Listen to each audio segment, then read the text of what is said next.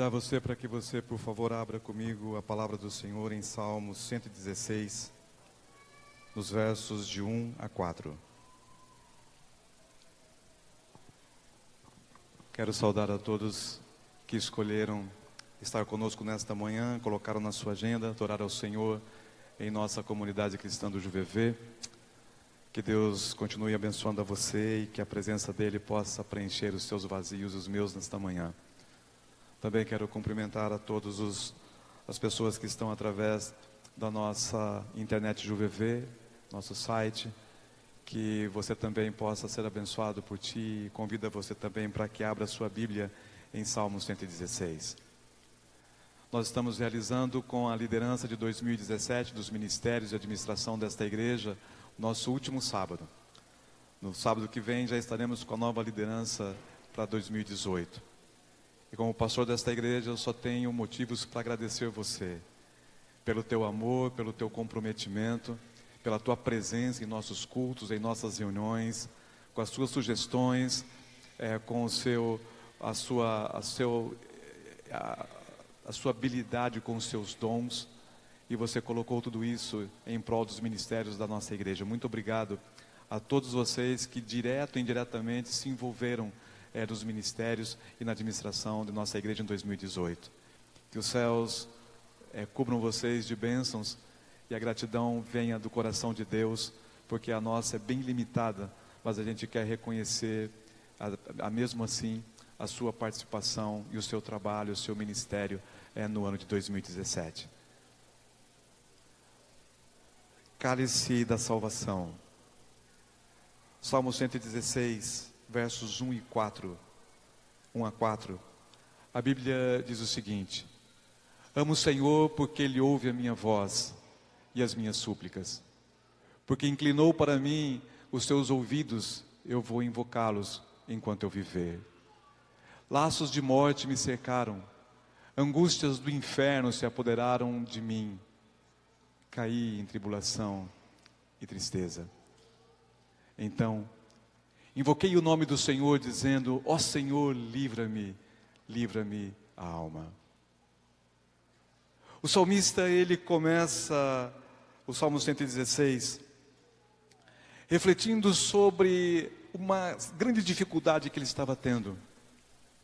Nós não sabemos que inimigos eram, não sabemos se eram os próprios amigos, mas ele diz assim: olha, Senhor, muita gente falou de minha vida, mexeram comigo, tocaram alguns pontos que como uma seta me feriram, eu estou arrasado. Senhor, falaram tanto mal de minha vida, que eu prefiro a morte do que a vida. E naquele momento em que ele estava ali, depressivo, para baixo, ele sente a voz de Deus, e ele sente que Deus ouve a sua oração, e ele começa naquele momento a encontrar paz na sua vida e direção do Deus Criador dos céus e da terra. Por isso ele diz assim: então invoquei o nome do Senhor, dizendo: ó Senhor, livra minha alma. Eu não sei, queridos, quando você e eu buscamos respostas para a nossa vida, quando nós entramos muitas vezes em circunstâncias difíceis, para quem nós recorremos? Para quem nós clamamos? Para quem abrimos nosso coração? Eu olho para o salmista, eu fico com uma ponta de inveja santa, porque quando você olha para a Bíblia, você sente esses homens, essas mulheres, o relacionamento que eles tinham com esse Deus eterno, com esse Deus gracioso.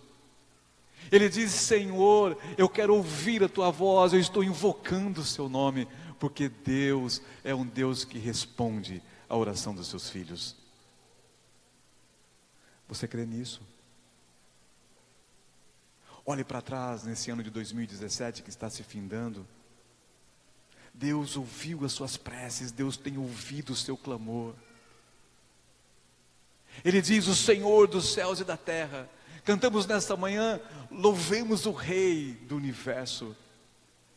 Você crê que esse Rei do Universo interage com você, não com os outros, e conhece você pelo seu nome, Você tem tido uma experiência de relacionamento, de comunhão com esse Deus? É incrível que eu olho para a palavra de Deus. Em Isaías 26, verso 4, diz assim: confiem sempre no Senhor, pois Ele é o nosso eterno abrigo. Fé, confiança no Deus eterno, que é a nossa rocha, que é o nosso abrigo. E o profeta Isaías diz assim: eterno, eternamente. Sabem, queridos, eu olho para esse Salmo 116, o Salmo 116, ele vai revelar para nós alguns pontos interessantíssimos de nossa comunhão com o nosso Deus. E o salmista, ele olha, vê os seus problemas, ele vê as suas dificuldades, e ele procura esse Deus maravilhoso. E agora no verso 5, verso 10, olha aí para a sua Bíblia, se você quiser acompanhar aqui a leitura pelo slide dessa manhã. Veja o que diz aí: piedoso é o Senhor, e justo é o nosso Deus, que tem misericórdia. O Senhor vela pelos simples, está abatido, mas Ele me livrou. Ele volta a minha alma ao teu sossego, pois o Senhor tem sido generoso para comigo, pois livraste da morte a minha alma, das lágrimas dos meus olhos, da queda os meus pés. Andarei na presença do Senhor na terra dos viventes. Ele diz: eu criei, por isso te falei, existe muito aflito. Ele ora, Deus começa a falar com ele, e ele diz assim: Senhor, o Senhor é o Deus da misericórdia, o Senhor é o Deus da graça, o Senhor é o Deus que me perdoa, o Senhor é o Deus que me corrige, o Senhor é o Deus todo-poderoso, mas todo generoso. E queridos, ao ele ter essa percepção, ao ler esse texto, eu me lembrei de Judas 24, quando diz assim: Deus pode evitar que vocês caiam e pode apresentá-los sem defeito e cheio de alegria na sua gloriosa presença. Eu não sei como você veio aqui nesta manhã, como está o seu coração, a sua mente, se você chegou aqui em paz, se você chegou aqui feliz, se você chegou aqui com alguma ansiedade que tem perturbado a sua mente, não tem feito você dormir bem, se o seu humor acabou por algum problema, eu não sei como você chegou aqui. Também não sei como foi o ano de 2017. Eu não sei se foram cheios de grandes vitórias, ou se você teve alguns desafios e não conseguiu alcançar as suas metas, os seus objetivos. Eu não sei se você chegou aqui nesta manhã com o coração magoado, como estava esse homem, pelas implicações circunstanciais de amigos, que eu também, os comentaristas não dizem, e a gente não sabe na realidade quais eram as difamações, mas eram tão profundas e tão grandes, e com tanto efeito na vida do salmista, que ele diz assim: eu prefiro a morte do que a vida. De repente, ele sente a graça de Deus vindo e cobrindo a sua mente. E agora em Judas 24, nesse versículo lindo, diz assim: Deus pode evitar que vocês caiam, Ele pode recuperar você, Ele pode te dar uma nova oportunidade, Ele pode apagar as mágoas e as culpas que vêm dentro do meu coração e dentro do seu. Deus pode me restaurar a vida, Deus pode abrir as portas e me dar alegria de ter certeza de grandes vitórias no próximo ano que se finda. Pela generosidade, pela graça, pela misericórdia, pelos presentes divinos, pela sua interatividade, o salmista vem agora no verso 12 e diz assim: que darei ao Senhor por todos os seus benefícios para comigo? Esta é a grande pergunta que eu queria que o Espírito Santo nesta manhã entrasse aqui na sua mente, na minha, e você e eu, a gente pensar um pouquinho sobre gratidão. Ele olha para trás, vê os movimentos de Deus em sua direção, vê a bondade divina descendo sobre sua vida, e ele agora diz assim: o que darei eu, Senhor? O que farei eu para te agradecer? Eu gostaria que nesta manhã e nesse final de ano, ao você sentar e avaliar a sua vida, ao você avaliar os seus negócios, as suas metas, seus sonhos, se foram realizados ou não, se você olhar para a sua família, convide a sua família, leia esses salmos, e quando chegar nesse verso, você pare um pouquinho e transforme esse verso para a sua vida, interaja com ele. E você pergunte a Deus: que darei ao Senhor por todos os seus benefícios para comigo? Quando eu olho para esse texto, eu vejo que não sou nada.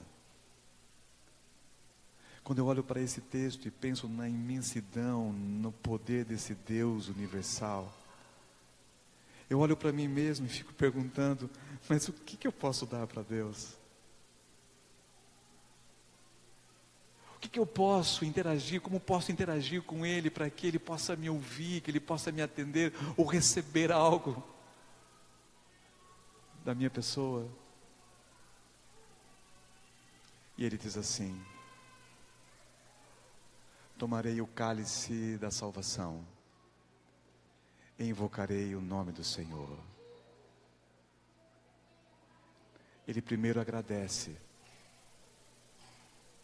porque a gratidão é a memória do coração. E depois o salmista vem e diz assim: eu tomarei, Senhor, o cálice da salvação, eu invocarei o nome do Senhor. Eu pagarei os meus votos ao Senhor na presença de todo o seu povo. Eu pagarei os meus votos ao Senhor na presença de todo o seu povo. Eu olho para esse texto, 4 coisas vêm à minha mente. Primeiro, gratidão. Segundo, ele diz assim: eu vou tomar o cálice da salvação. E a gente vai ver um pouquinho o que é esse cálice da salvação nesta manhã. E depois ele diz assim: olha, eu invocarei, eu vou clamar ao Senhor. E por fim ele diz assim: eu pagarei, eu devolverei, eu ratificarei meus votos, meus pactos com o Senhor. É interessante que no Velho Testamento a gente vê sempre, desde a era mosaica, a era patriarcal, você sempre vê pactos, votos.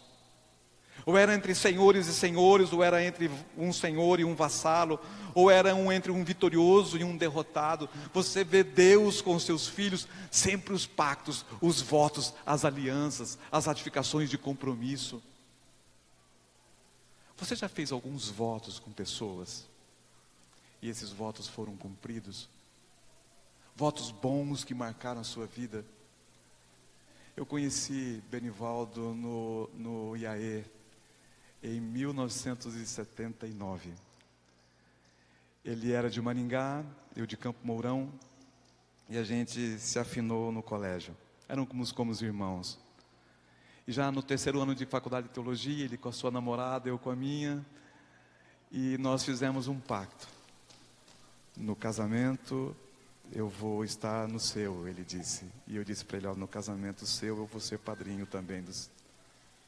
E a gente conversou. Daquele 3º ano, ele mudou de namorada, eu também mudei, mas eles estavam, nossos pactos estavam firmes. Ele casou aqui em Curitiba.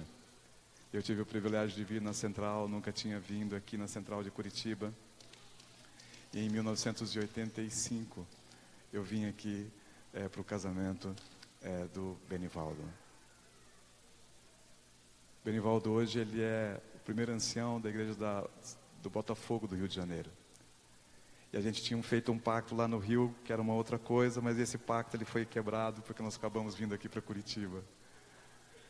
Mas um amigo cuja relacionamento desde 79 dura forte até os nossos dias. Quando eu me casei com a Ritinha, em 1992, final de 92, dia 16 de dezembro, o Benivaldo foi com a sua esposa lá para Poços de Caldas. Votos de amigos no tempo da juventude. Eu sei também que você fez seus votos matrimoniais, que eu também fiz os meus. E às vezes a gente é cobrado por esses votos, né? E a gente se preocupa com eles. O salmista diz assim, que ele fez um voto com Deus. E ele agora iria pagá-los, iria devolvê-los, iria confirmá-los. E a pergunta que eu faço para você nesta manhã é: o que este voto do salmista tem a ver comigo? O que o voto desse homem lá no passado, com a sua experiência, com a sua interação com Deus, tem a ver comigo? Ele diz assim, no versos iniciais dos Salmos: eu quero devolver ao Senhor uma oferta de gratidão, de graças ao Senhor, no verso 17. É interessante que em Levíticos no capítulo 3 e Levíticos capítulo 7, eu não vou lê-los nesta manhã, depois você pode consultar esses versos. Existem ali uma oferta de gratidão. E quando o sacerdote da casa, o pai da família, ele via algum motivo para agradecer a Deus, ele ia ao santuário. E ali em Levíticos 3 diz assim, que ele levava um animal. E esse animal era a oferta de sacrifício, em gratidão a Deus por alguma bênção recebida. Se amplia esse contexto em Levíticos 7, porque ali diz assim que além do animal, também o pai, aquele que se sentia grato a Deus, levava um pão sem fermento. E esse pão era oferecido ao sacerdote, era oferecido às pessoas que trabalhavam no santuário. Gratidão. Gratidão é o grande elan de Deus. Gratidão é, como eu disse agora há pouquinho, eu gosto muito dessa frase, é a memória do coração. A oferta pacífica, diz o texto seguinte: o sacerdote derramava uma porção de vinho sobre o altar, simbolizando a vida do adorador, sendo derramada para servir ao Senhor. E esse vinho derramado era chamado o cálice da salvação. Era a vida sendo entregue, a vida sendo dedicada, a vida do ofertante dizendo ao Senhor: obrigado, obrigado pela bênção recebida, obrigado por tua graça a cada dia, obrigado por sua misericórdia, obrigado por sua bondade a cada instante, a cada momento. Sabem, queridos, o que esse voto do salmista tem a ver comigo hoje? Que nós devemos ser gratos a Deus. Então às vezes você olha e diga: pastor, como ser grato? Neste ano eu perdi uma pessoa que amava, e ainda os meus olhos, as lágrimas descem de saudade e de tristeza. Como, Senhor, ser grato a Ti, se esse ano eu fui demitido e até agora não tenho um novo emprego? Como ser grato a Ti se eu comecei com a minha família alicerçada, minha esposa ao meu lado, meu marido ao meu lado, e neste ano nós nos separamos? Como ser grato a Ti? Às vezes nós olhamos gratidão como um sentimento, e você olha para as circunstâncias, e você é movido pelas circunstâncias para ser grato a Deus. Eu te pergunto nesta manhã: será que em algum momento dessas lutas que você passou, pelos seus desafios, será que a graça de Deus deixou você desamparado? Será que em todos os momentos você simplesmente ficou sozinho? Deus é fiel, independente das circunstâncias. Por isso o salmista disse assim: eu quero tomar o cálice da salvação. Quando eu olho para a Bíblia, eu vejo que o cálice tem um significado triste, mas ao mesmo tempo lindo. Mateus no capítulo 20, versos 20 a 22, o texto diz assim: então se chegou a ele a mulher de Zebedeu com os seus 2 filhos a Jesus, o adorando-o, pediu-lhe um favor, e perguntou-lhe ele: que queres? E ela respondeu: mande que no teu reino esses meus 2 filhos se assentem, um à tua direita e o outro à tua esquerda. Jesus, porém, respondendo, disse: não sabeis o que pedis, podeis vós beber o cálice que eu de beber, e ser batizados com o batismo que eu sou batizado? Dizem eles: podemos. Muitas vezes eu venho à igreja, muitas vezes eu aceito esse Deus maravilhoso e generoso, eu aceito o cristianismo, eu passo pelo batismo. Eu acho que quando eu entro dentro de uma comunidade cristã, quando eu aceito a Jesus Cristo, eu ganho uma pólice de seguros, eu ganho uma pólice contra as doenças, eu ganho uma pólice contra as dificuldades da vida, e isso, infelizmente, meus queridos, não acontece. O salmista passa pela dificuldade, a graça de Deus o abraça, ele diz: Senhor, muito obrigado. Mas ele continua sendo sábio, ele diz assim: Senhor, eu sei que ainda continuarei tendo as minhas lutas e as minhas dificuldades, eu sei que eu terei que tomar o cálice da salvação. E naquele dia, enquanto aquela mulher pedia para Jesus Cristo que Jesus colocasse os seus filhos num ponto alto do governo de Deus nessa terra, ele disse: olha, o que eu posso oferecer, eu ofereço o cálice, e eu ofereço o batismo. Cálice, se você depois puder olhar em João 18:11, cálice significa sofrimento.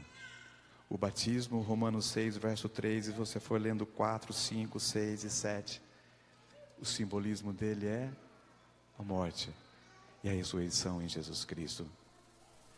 E ele diz: é isso, meu filho, que eu posso te oferecer. Eu ofereço o cálice e eu ofereço o batismo. Queridos, quando eu olho para esse Salmo 116, uma frase vem sempre na minha mente. E a frase é: se não há cruz, não há coroa. Se não há sofrimento, não existe reino eterno. Sabem, os discípulos deveriam entender isso. Antes da coroa de glórias, uma coroa de espinhos. Antes de um trono, haveria e sempre haverá uma cruz. Na vida do cristão, sempre convivemos com o cálice da salvação. Por isso Jesus veio, e através de sua vida, Paulo entendeu e escreveu a Timóteo o seguinte: todos os que querem viver a vida cristã unidos com Jesus serão perseguidos. 2 Timóteo 3, verso 12. Ellen White diz assim: Jesus poderia ter passado os seus dias na terra em tranquilidade e fartura, mas para fazer bem aos outros, sofreu para poupar sofrimento aos outros. Ele resistiu até o fim para nos salvar. Estamos nessa vida numa posição melhor do que a que foi dada ao nosso Senhor, será? Cada momento de nossa vida temos sido participantes, diz Ellen White, das bênçãos de seu grande amor. E por essa mesma razão não podemos perceber completamente a profundidade da ignorância e da miséria dos quais fomos resgatados. Podemos olhar a quem nossos pecados traspassaram e não estarmos dispostos a beber com Ele o amargo cálice da humilhação e do sofrimento. Podemos olhar a Jesus crucificado e querer entrar em seu reino de qualquer outro modo, senão através de muita, mas muita tribulação. E é por isso que ele diz assim: tenho-vos dito isso, para que em mim tenhais paz. No mundo tereis aflições, mas tende bom ânimo, eu venci o mundo. E essa percepção é que o salmista encontrou. Ele sabia que passaria pelo cálice da salvação. Ele viu que o vinho estava sendo derramado, mas ele disse: Senhor, apesar do sofrimento, eu serei fiel para ti até a minha morte. Apesar do sofrimento, apesar das circunstâncias, eu serei fiel. O que isso tem a ver comigo e com você nesta manhã? Meus queridos, nós estamos tendo encontros com a morte a cada esquina, a cada instante.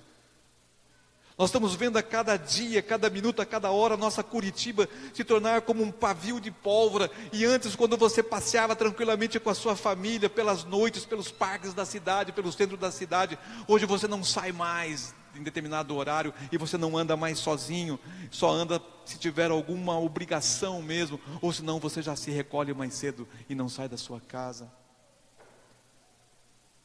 O investimento é grande demais em segurança por todos os lados. Por onde você anda, há câmeras, por onde você anda, há seguranças, por onde você anda, há policiais. Ontem, na esquina de minha casa, tem um encontro de jovens, e sexta-feira à noite aquilo fervilha de jovens. Eu precisei passar ali, eram umas 10 horas da noite, umas 22 horas, tinha 5 viaturas policiais ali no meio daqueles jovens, e eu fiquei estarrecido, eu falei, 5 viaturas para cuidar dos jovens, que teoricamente falando, estavam ali para se divertir, estar ali para estar com os seus amigos, e realizar grandes diálogos. Sabem, queridos, a cada dia que passa, Jesus disse assim, olha, quando se aproximar da minha vinda, as aflições, os problemas teriam, e nós teríamos que enfrentar o cálice da salvação. Os discípulos deveriam entender, antes de uma coroa de glória, sempre haverá uma coroa de espinhos. Antes de um trono do reino, sempre haverá uma cruz. Eu olho para os Salmos e aprendo mais um detalhe: meu compromisso de ir com Jesus até o fim, independente das circunstâncias. Sabem, amigos, o que este voto do salmista tem a ver comigo hoje? Gratidão, sofrimento. E ele diz assim: invocarei o nome do Senhor. O que é invocar o nome do Senhor? Invocar, no termo hebraico garan, chamar, convidar, clamar. Importância de depender de Deus, a oração, o relacionamento com Deus. E é incrível que o nosso cristianismo, ele vai de encontro ao que a nossa cultura vigente fala. Porque o que nós pregamos para os nossos filhos, o que nós ensinamos aos nossos jovens, o que nós colocamos na nossa mente a cada instante: eu preciso ser independente. E você diz para os filhos o seguinte: está chegando a hora de você ser independente. Está chegando a hora de você tomar as suas próprias decisões. Está chegando a hora de você arrumar um emprego. Está chegando a hora de você arrumar uma casa. Está chegando a hora de você casar. A gente sempre está falando sobre independência. E quando você olha para Deus, quando você olha para o relacionamento com Ele, Ele diz assim: você tem que ser dependente. E você diz: não, eu preciso ser independente emocionalmente, eu preciso ser independente intelectualmente, eu preciso ser independente nos meus relacionamentos com as pessoas, eu preciso ser independente financeiramente. E o salmista vem e diz o seguinte: eu invoco o nome do Senhor, eu clamo ao Senhor, porque eu preciso dEle, porque eu dependo dEle, porque eu quero receber a sua graça, eu quero receber a sua orientação. Eu olho para esse texto, e esse texto diz assim: quando o assunto é espiritual, o conceito muda de independência para dependência. E você e eu precisamos entender esse conceito. Quando o assunto é espiritual, nós saímos da independência para a dependência. É difícil a gente aceitar isso, não é? É difícil você, pela manhã, dizer para alguém o seguinte: olha, por favor, que o Senhor esteja comigo. Por favor, que o Senhor me oriente. Por favor, que o Senhor me ilumine. Por favor, que o Senhor me ajude nas decisões. Por favor. É difícil, não é? Porque isso não faz parte mais do meu DNA. Isso não faz parte mais da minha cultura, dos meus relacionamentos. Você e eu queremos ser sempre independentes. E é interessante que o salmista vem e me ensina que eu tenho que ser dependente. E Tiago vem e faz uma pergunta. Ele diz assim: até agora vós que dizeis, hoje ou amanhã iremos para a cidade tal, e lá passaremos um ano e negociaremos e teremos lucros. Vós não sabeis o que sucederá amanhã. E ele diz assim: o que é a vossa vida? O que é a vossa vida? Sois apenas como neblina que aparece por instante e logo se dissipa. Vós não sabeis o que será amanhã. O que é a vossa vida? Sois apenas como neblina que aparece por um instante e logo se dissipa, diz Tiago no capítulo 4, verso 4. Ele diz assim para você e eu: a sua vida e a minha é frágil. A sua vida e a minha é frágil. Eu não sei o que vai acontecer no próximo segundo. Eu não sei o que vai acontecer amanhã. Queridos, eu sempre tive na minha mente que a vida era algo muito forte, que era muito difícil você perder a vida.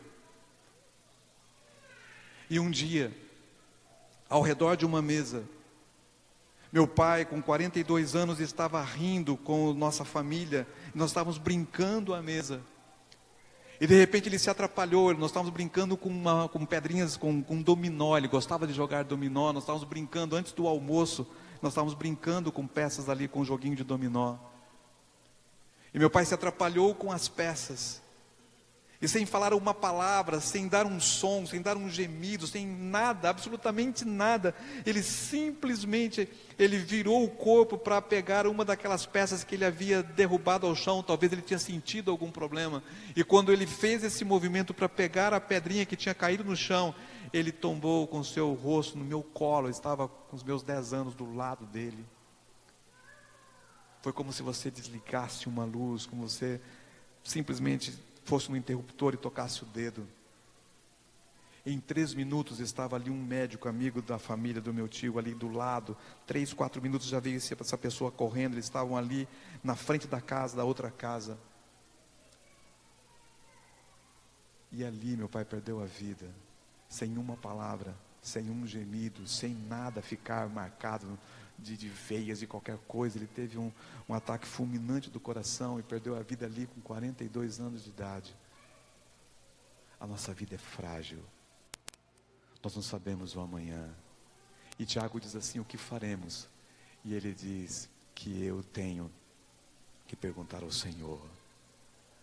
Provérbios 27, verso 1 diz assim: não te glories do dia de amanhã, porque não sabes o que trará a luz. Mateus 6,34, no sermão da montanha, Jesus diz: portanto, não vos inquieteis com o dia de amanhã, pois o amanhã trará os seus cuidados, basta o dia de hoje. Tiago, volta no texto, diz assim: vós não sabeis o que sucederá amanhã. O que é a vossa vida? Sois apenas como neblina que aparece por um instante e logo se vai, logo se dissipa. É interessante que se eu fosse ficar aqui lendo os textos sobre a vida, veja o que a Bíblia diz. Parece que Deus sempre quis mostrar para a gente que a nossa vida é muito frágil. Ele diz assim: pois todos os nossos dias se passam, acabam-se os nossos anos como um breve pensamento. Por isso a lição que eu aprendo desses salmos é: dependência, dependência, dependência de Deus.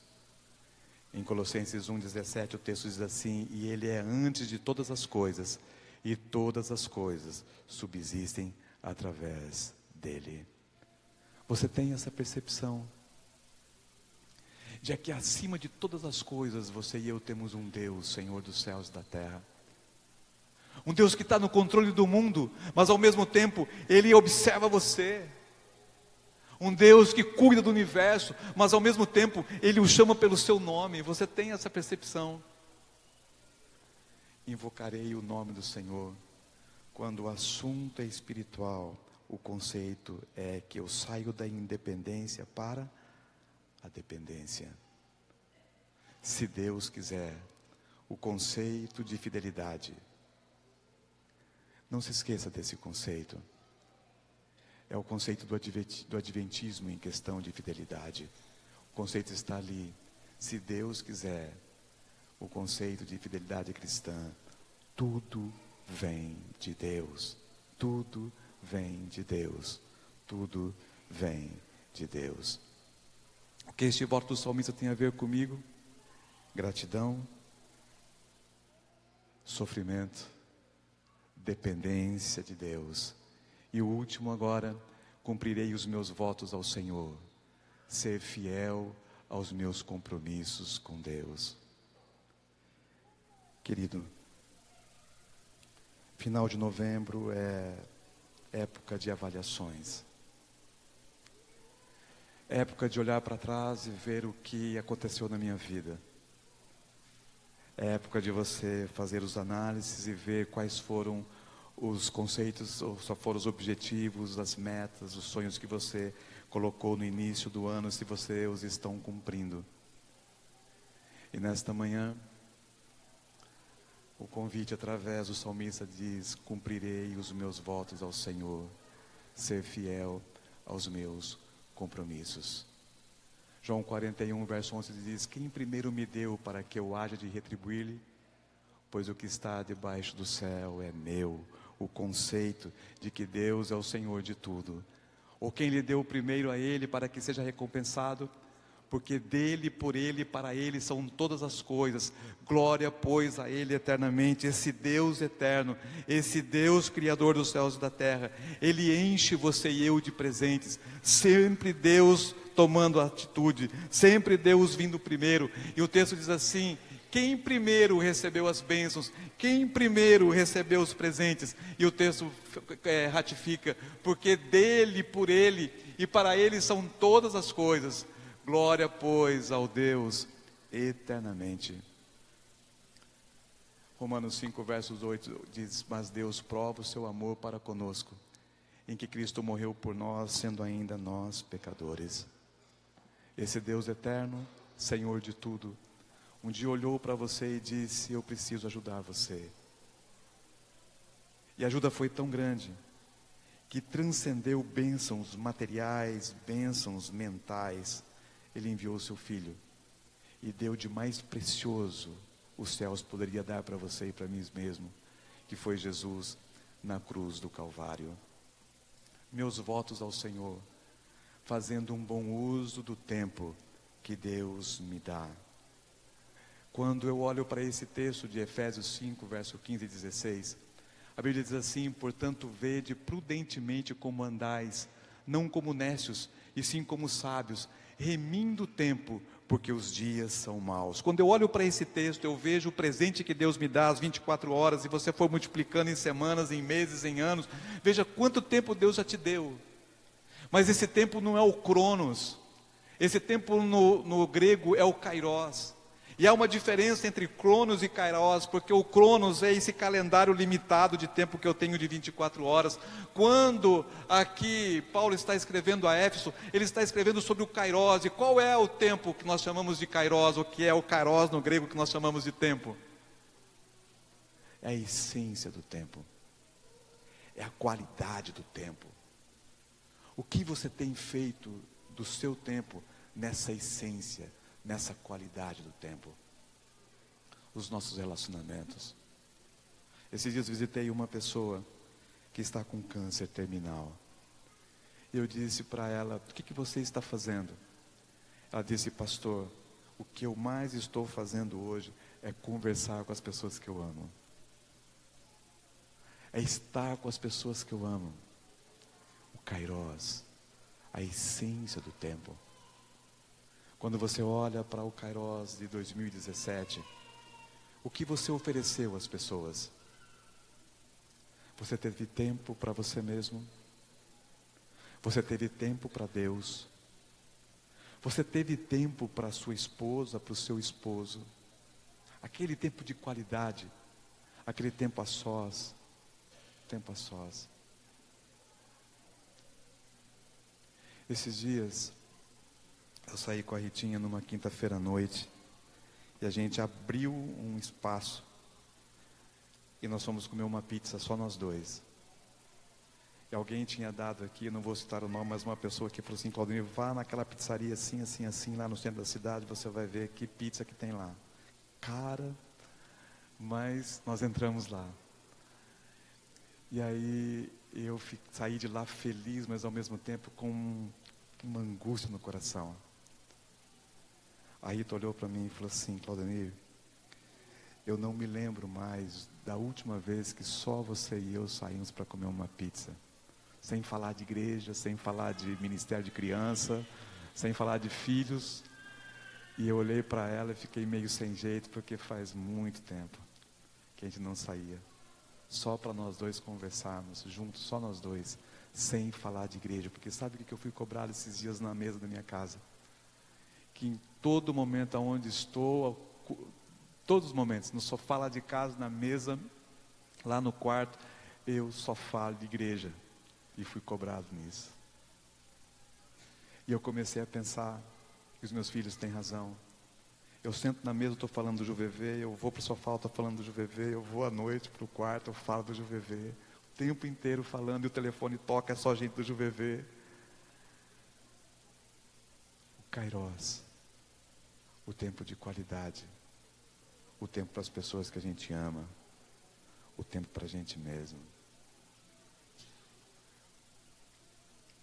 Os votos ao Senhor, cuidar do meu corpo, templo do Espírito Santo. Queridos, em Coríntios você conhece esse texto, nós somos o templo do Espírito Santo. Como está a sua mente? Como está a sua mente, a minha? Às vezes eu percebo, queridos, que até na igreja, a gente vem 1 hora, 1 hora e meia, eu não desgrudo do meu celular, eu não desgrudo do meu WhatsApp, eu não desgrudo do Facebook, eu não desgrudo das fotos, eu não desgrudo do movimento que ele me traz, porque eu acompanho a vida de todos que eu gosto, e de trabalho e assim por diante. Eu venho à igreja, às vezes fico olhando para o relógio e falo: meu Deus do céu, já falta 10 minutos para o meio-dia, temos que terminar, o culto já está se estendendo, a gente não consegue mais pensar que a minha mente é o templo do Senhor, e eu preciso ter em minha mente, em meu corpo, a presença do Espírito Santo. Sabem, queridos, devolver o uso dos talentos que o Senhor me presenteou. Em Mateus 25, 21, vem um chamado de Jesus. Ele diz: olha, um dia eu vou perguntar para você o que você tem feito dos teus dons. Não te faças negligente para o dom que há em ti. Se a gente fosse estudar hoje sobre os dons, o Espírito Santo diz assim: todos nós temos um dom. Você tem colocado o seu dom em um ministério, em serviço para o Senhor. O seu dom tem abençoado, tem edificado as pessoas que estão ao seu redor. E por último, ser fiel no uso e devolução dos recursos que o Senhor me concede. O Marcelo, no sábado passado, trabalhou bastante com esse verso: roubará o homem a Deus? Todavia vós me roubais e dizeis: em que te roubamos? Nos dízimos e nas ofertas alçadas. Com maldição sois amaldiçoados, porque me roubais a mim, vós, todas as nações. Em Malaquias 3:8, capítulo 3, verso 8 a 10, diz: trazei todos os dízimos na casa do tesouro, para que haja mantimento na minha casa, e depois fazei prova de mim, diz o Senhor dos Exércitos, se eu não vos abrir as janelas do céu e não derramar sobre vós uma bênção tal, que delas advenha a maior abastança. É interessante que o salmista, ele entrega uma oferta de gratidão. O salmista, ele bebe o cálice do sofrimento, da salvação. O salmista, ele diz: eu crio uma dependência minha, Senhor, de Ti, eu invoco o Seu nome a cada instante. E agora ele diz assim: os meus votos eu levarei para a casa do Senhor, e Ele leva os seus dízimos e as suas ofertas. Eu gosto muito dessa frase de Ellen White. E ela diz assim: a prosperidade espiritual está intimamente ligada à liberalidade cristã. Meus queridos, os meus votos com Deus, aceitando a Ele como o Senhor dos céus e da terra, tendo a percepção dos presentes que Ele me dá, e nos meus votos de compromisso a Ele, as minhas ofertas para Ele de gratidão, passam pela minha prosperidade espiritual. Não é o entregar o dízimo, não é isto o fazer disso, é simplesmente o motivo que me leva a este voto com Deus. Talvez você diga assim: pastor, mais uma vez alguém falando de ofertas, dízimos na igreja. Nessa manhã eu estou bem à vontade em falar com você, porque esse ano eu não falei nem um sábado sobre dízimo com você. Eu não falei sobre ofertas. A Alda, que é a nossa líder da área de mordomia cristã e de prosperidade, de fidelidade à igreja, ela fez um grande sermão no mês de junho. Mas eu nunca falei sobre você, sobre esse assunto. Mas nesta manhã eu queria que você não esquecesse dessa frase. A prosperidade espiritual, o meu relacionamento com Deus reflete na minha fidelidade, na minha liberalidade cristã com Deus. Nesse livrinho que vocês receberam, essa revista nessa manhã, você vê os destinos dos dízimos e a pregação do Evangelho. Quando você devolve R$100 de dízimo, R$9 deles vão para a divisão sul-americana, para que o trabalho seja feito na América do Sul toda. Quando você devolve dos R$100, R$9 vão para a nossa união, que cuida do Paraná, Santa Catarina e Rio Grande do Sul. R$9 dos seus 100. A Comportagem, que trabalha com a questão dos livros, é 1%. Da Rede Novo Tempo, 2,9% é rádio, TV e tudo que está referente à comunicação no Brasil e na América do Sul. 3% vão pela Escola Sabatina para evangelismo ao mundo através da Conferência Geral. O nosso colégio IAP hoje tem a faculdade, tem um seminário de teologia. 1,5% vai para a teologia, para a educação, para os professores de teologia. A educação adventista recebe 2% na formação de líderes, também lá no IAP. E na Associação Central, R$71,06 ficam para manter os pastores e obreiros evangelistas da Associação Central Paranaense. Algumas pessoas aqui nessa manhã são novos na nossa fé, na nossa igreja. Eu costumo dizer que na manutenção dos pastores e obreiros, todos nós temos o mesmo salário. Não há diferença de salários entre os pastores da igreja adventista. Se eu sou um pastor aqui do JuVV, ou se eu for transferido lá para a Amazônia e trabalhar lá no Rio Xingu, e estar lá dentro de uma embarcaçãozinha, dentro de uma canoa pregando o Evangelho, o mesmo valor que eu recebo aqui é o mesmo valor que o pastor de lá recebe. Então não há dificuldade entre nós de nos locomovermos dentro da missão de Deus, porque não há comparações de salários ou de privilégios aqui ou privilégios lá. É lógico que há privilégios circunstanciais e é um privilégio estar com vocês aqui na nossa comunidade de JuVV. Mas os destinos dos dízimos são esses. Os das ofertas, tanto da escola sabatina como da oferta que você coloca na salva. 20% dessas ofertas, ou de R$100, R$20 vai para um programa de desenvolvimento. Nós precisamos comprar novos terrenos, precisamos reformar igrejas que não têm condição de fazer as reformas financeiramente. Esses R$20 dos 100 que você entrega vão para a associação, e eles fazem esse trabalho de desenvolvimento de toda a área que ocupa a nossa associação. 20% vão para a pregação do Evangelho em todo o mundo através das missões que a Escola Sabatina coloca para todos nós. E a igreja local, 60% são despesas gerais, ministérios e projetos. Queridos, só há uma modificação das ofertas: quando você faz uma oferta programada, sistemáticas e não direcionadas. Ofertas de fundo de inversão, de escola sabatina, de gratidão, seguem a mesma distribuição. A da escola sabatina só existe uma diferença: no 13º sábado. No 13º sábado, a oferta da escola sabatina vai direto para as missões pelas quais a gente fala todos os sábados. A igreja do JuVV tem suas despesas, cerimônias, funcionários, ministro de música, água, energia internet, reformas, ministérios, missão e eventos. Nós queremos entregar para vocês aqui uns dias um relatório sobre isso. E às vezes as coisas acontecem e você nem percebe. Só para você entender um pouquinho, patrimônios, por exemplo. Irmão Clóvis é o nosso líder da área patrimonial e o Jefferson vem junto com ele como assistente. Só 3 coisas para vocês verem como que o movimento financeiro da igreja. Nós trocamos todo esse telhado do lado esquerdo com as ofertas de vocês. Nós estávamos com um problema com o ar-condicionado. Estão sentindo que o nosso ar-condicionado está melhor?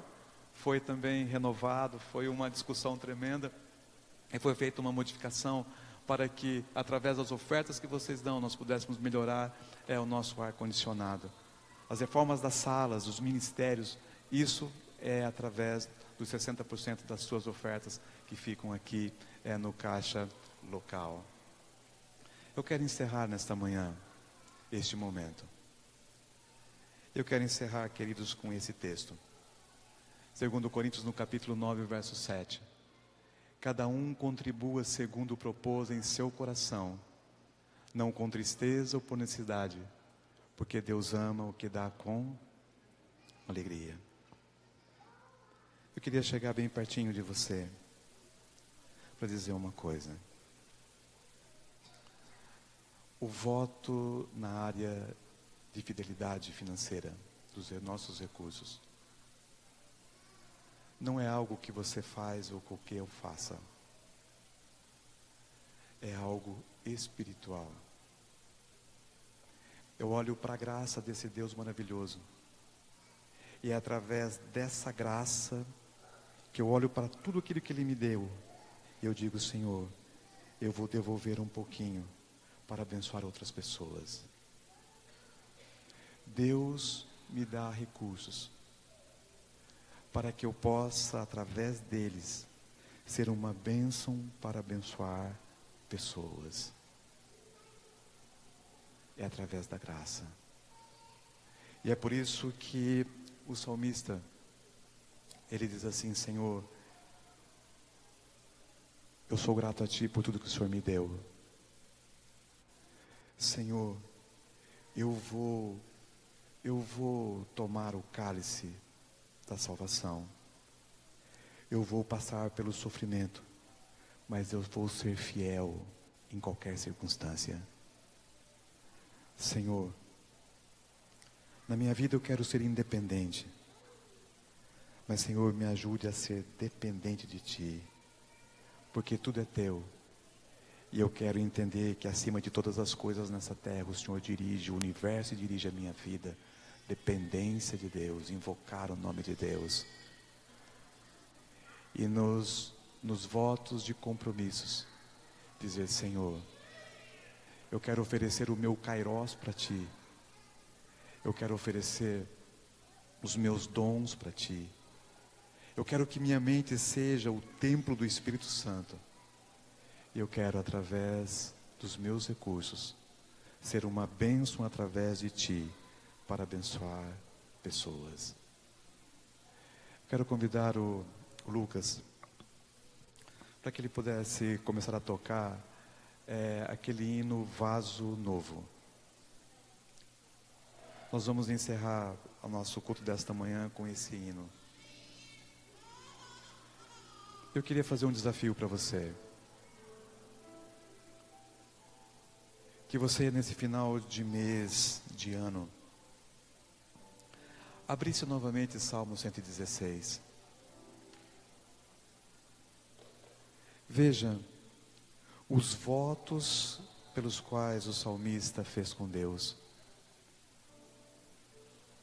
Fale, Senhor, abre a minha mente, para que esses votos do passado também interajam na minha vida hoje. Eu quero ter a Tua bênção, para que eu possa abençoar outras pessoas. Eu quero entender da Sua graça, porque é através da Sua graça que eu poderei ser generoso para com as pessoas. É através de Sua graça que o Senhor vai tirar da minha vida o meu orgulho, pensar em mim mesmo, e eu vou pensar nos outros. Eu quero realizar na minha vida um voto de um compromisso. Não para que eu tenha prosperidade financeira, queridos, não é para isso. É para que eu tenha prosperidade espiritual. E através do entendimento e amadurecimento espiritual eu possa ser um abençoador de pessoas. Eu possa auxiliar as pessoas. Eu quero convidá-lo para que juntos cantemos como oração nesta manhã esse hino, Vaso Novo. Colocai-vos em pé, por favor. E que Deus possa, como um oleiro, mudar a nossa vida, moldá-la melhor. E que nós possamos, através dos votos com Deus, desenvolvermos uma espiritualidade ligada a Ele. E através desses votos, eu possa ser abençoado para abençoar. Eu possa ser modificado pela graça de Deus, para também ser gracioso com as pessoas que estão ao meu redor.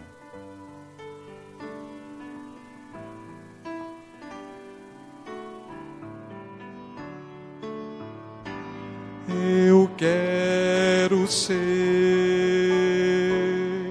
Senhor amado, como um vaso nas mãos do oleiro. Quebra minha vida e faz-a de novo. Quero ser, eu quero ser um vaso novo. Faz teu querer, Senhor amado. És oleiro e eu esse vaso. Quebra minha vida e faz-a de novo. Eu quero ser,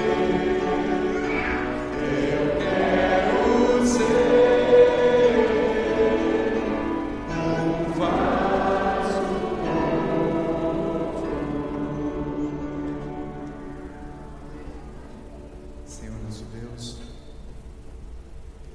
olhamos para o passado e vemos um salmista, um homem que teve suas dificuldades, suas lutas, mas um homem que foi grato a Ti porque o Senhor ouviu a sua voz, um homem que aprendeu que nesta vida a gente passa pelos cálices da salvação, do sofrimento, mas o que o Senhor pede de nós é a nossa fidelidade a Ti até a morte, se caso for necessário. Ele aprendeu, Senhor, ele aprendeu a ser dependente do Senhor. E depois que ele entendeu da sua graça, do seu amor, ele disse: Senhor, eu vou subir ao santuário,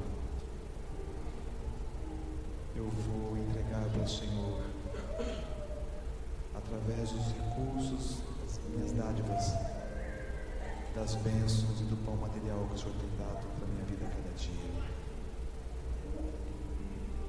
Estamos, ó Deus, no final deste ano, tempo de renovar votos, tempo de avaliações, tempo de ouvir a voz do Espírito Santo falando para a gente: olha, esqueça as derrotas, os fracassos, olhe para frente, existe um novo ano chegando, novas oportunidades, novos relacionamentos, novas prioridades e valores. Entregamos, Senhor, a nossa vida a Ti, e através do Senhor faça em nós instrumentos de vasos novos, para que possamos abençoar pessoas que estão ao nosso redor. através de nossa vida, possamos edificar pessoas para o reino de Jesus.